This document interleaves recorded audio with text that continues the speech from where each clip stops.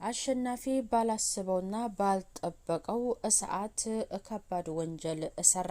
አሰሪውን ወይዘሮ እታለምን ፈነከታት።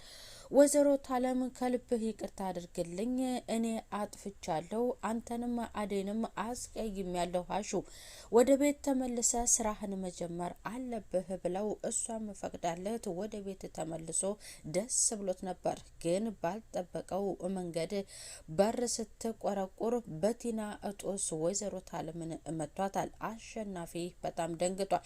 ፍቅር ተንኮለኛ፣ ሁለቱም ወደዚህ ቤት መመለስ የለባቸውም። አደይም አሸናፊም ስትል ተናገረ። እኔ እዚህ ቤት እየደበረኝ ነው፣ ፈታ የሚያደርገኝ አሹ ነበር፣ እኔ ደብሮኛል፣ ከየትም ብለሽ አሹን አምጪልኝ አለች ሩታ ቀበጧ።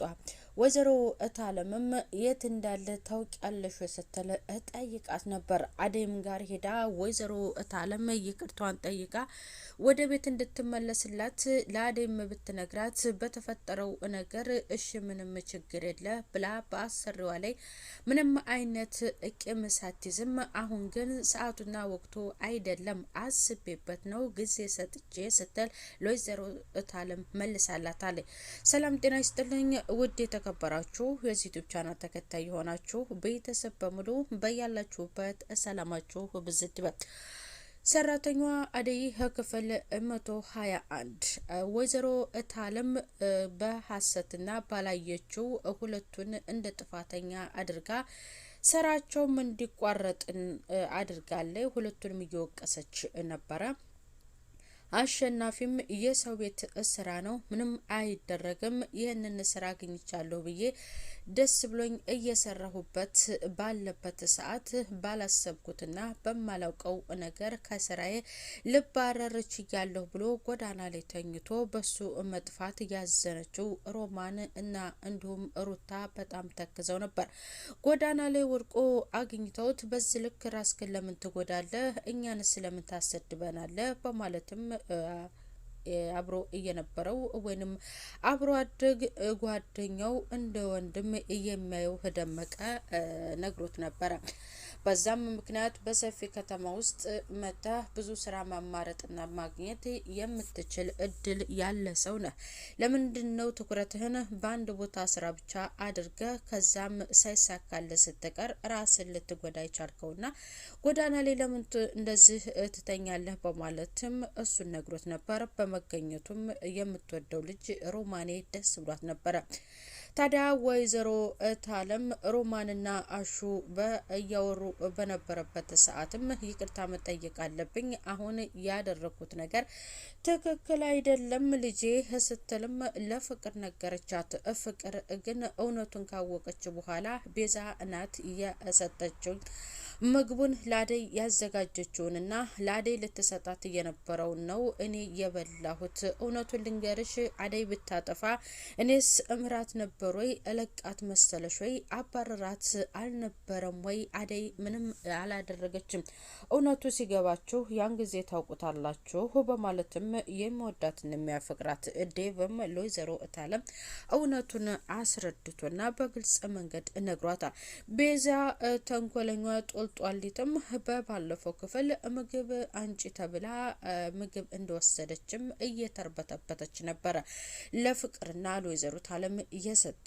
ያ ነገር ደግሞ ይችሊ ምን ሆናለይ? ምንስ እንድነው የሚያንጦለጡላትና የሚያንቀጨቅዣት ዛሬ ብላ ወይዘሮ እታለም ተናግራ ነበር።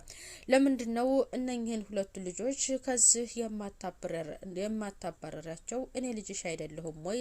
እኔስ ለምን አልሰማም ብላ ለእናቷ ወይዘሮ እታለም ተናግራ ነበር። ወይዘሮ እታለም ደግሞ የወቀሰችው አደይ ጥፋተኛ እንደሆነች እኔ ካስቀመጥኩሽ ደረጃና ቦታ ላይ ባንዴ ወርዳ የተፈጠፈጠችና ያልሰራች ቃሏን ያልጠበቀች ባልኩት መንገድ ያላገኘኋት ልጅ አደይ ናት የፈጸመችን። እኔ መልካምና ጥሩ ሰው ሆንኩኝ፣ እንዴት ነው ሁለቱ ልጆቼን ልትጎዳብኝና ልትገልብኝ የቻለችው? አሹንም እስከዛሬ ለነበረን ጊዜና ቆይታ ብድርን ፈጣሪ ይክፈልህ ብላ አሹን አሰናብተው ነበር።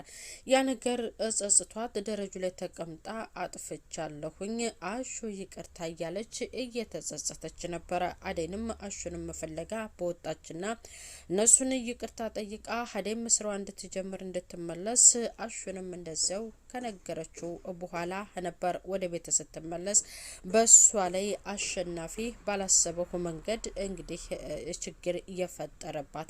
ባርኮቴም እውነቱን ሲሰማና የእናቱን መመታት ሲሰማ በጥበቃው በአሸናፊ ላይስ ምን አይነት እርምጃ ይወስድበት ይሆን?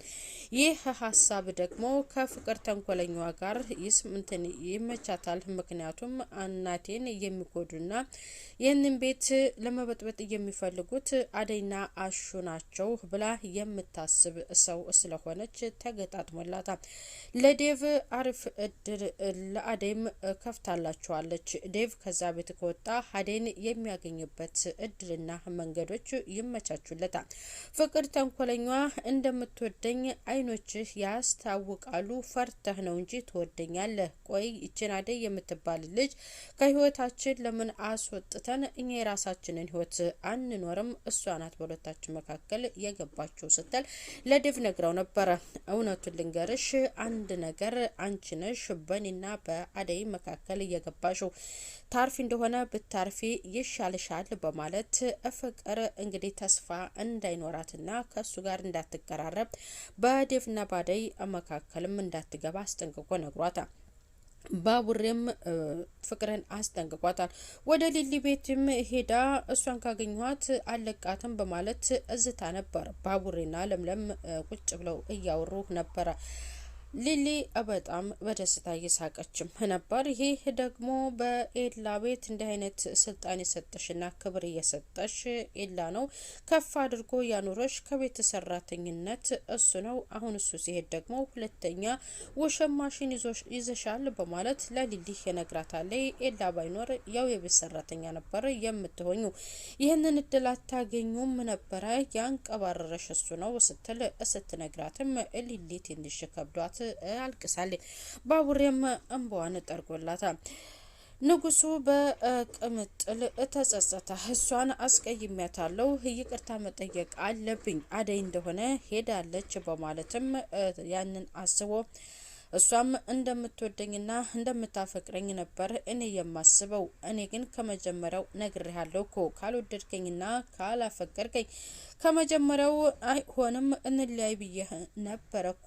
ለምንድነው እኔ ሙሉ ልቤን ስለሰጠሁና ስለወደድኩ በንጹህ ልቤ ስላፈቀርኩ ነው ወይ በዚህ ልክ የምትጎዳኝ? ስትልም ለንጉሱ እነግረዋለች።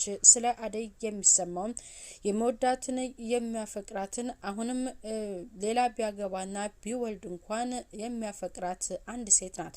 ያችም አደይ እንደሆነች ለቅምጥል ሲነግራት ቅምጥል አጠገቤ እንዳትደርስ ብላ አስጠንቅቀዋለች።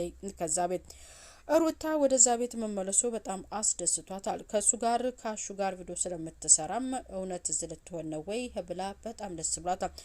ሮማኔም በሁለቱ መካከል እንዴት ግንባሯን ይሰማታል የሩታን በማለት እቅር ብሏት ነበረ። ሮማን በተቀመጠችበትና አሹ በተቀመጠም ሰዓት ሩታ በእኔና ባሹ መካከል ትቀን ያለሽ ወይ? ለምንድነው በሁለታችን ግንኙነት ደስተኛ የማትሆኘው? ችግር አለ ወይ? እውነቱ እንድትነግሪኝ እፈልጋለሁ ስትል ሩታ ሮማንን ጠይቃታል። ሮማንም እየወደደችው ፍቅሩን መግለጽ አልቻለችም። ግን አንቺ ሂጂ በቃ እኔና ሮማኔ የምናወራው አለ በማለት ሩታ እንድትሄድ አሸናፊ ሲናገር እኔን ሂጂ አልከኝ አሹ በማለት በአሹ ላይ አዝናበታለች ሩታ ማለት ነው። ፍቅር ተንኮለኛ በዴቭ ቦታ ምንም ተስፋ አልቆረጠችም። ቲና ቀበጧም ዴቭዬ እያለች ወደዛ ቤት ስትገባ ጥገቤ እንዳትደርሽ ብሎ አስጠንቅቆና አስርግጦ በወይዘሮ ታለም እፊት ነግሯታል። ምንድነው እዚህ ልትሰሪ የመጣሽው? እንዴትስ መጣሽ? ስትል ወይዘሮ ታለም ነግራታለች። እየተርበተበተች እናንተን ለመጠየቅ ነው የመጣሁት ስትል መልሳላታለች ማለት ነው። ዴቭዬን ብጠብቅ ይሻለኛል፣ ውጭ ላይ ሌላ ሰው የሚመጣ ስላለ እዚህ መሆኔን እንዳትናገር ብላ ለዴቭ ዴቭን ፍለጋ እና ዴቭን ደረጃ ላይ ተቀምጣ እየጠበቀች አሸናፊ ስለነገረችው ሁሉም ተሰብስበው ወይዘሮ አለም ይቅርታን ጠይቃ ከአደይ ጋር ስትመለስ በር እየቆረቆረ እሱም ዘራፍ አካኪ ዘራፍ እኔ አሹ እያለ እየፎከረ በሩን ሲከፍተው ወይዘሮ አለምን እንግዲህ ባላሰበው እና ባልጠበቀው መንገድ እሷን ፈንክቷታል ማለት ነው። በቀጣዩ ክፍል እንግዲህ በአሹ ላይ ምን አይነት እርምጃ ይወሰድበት ይሆን? ወይዘሮ አለምስ ትተርፍ ይሆን? ባርኮት ጋር ተደውሎ ባርኮት ወደ ቤት ሲመጣ በጥበቃው በአሹስ ላይ ምን አይነት እርምጃ ይወስድበት ይሆን የሚለውን በቀጣይ ክፍል የምናይ ይሆናል። ቤተሰብ ያላችሁበት ሰላም ቆዩልኝ። ለዚህ ዩቲዩብ ቻናል አዲስ ሆናችሁ ቪዲዮውን ላይክ እና ሼር በማድረግ እንዲሁም ሰብስክራይብ ያደርጋችሁ ቤተሰብ ሆኑ። ባይ ባይ ቤተሰብ።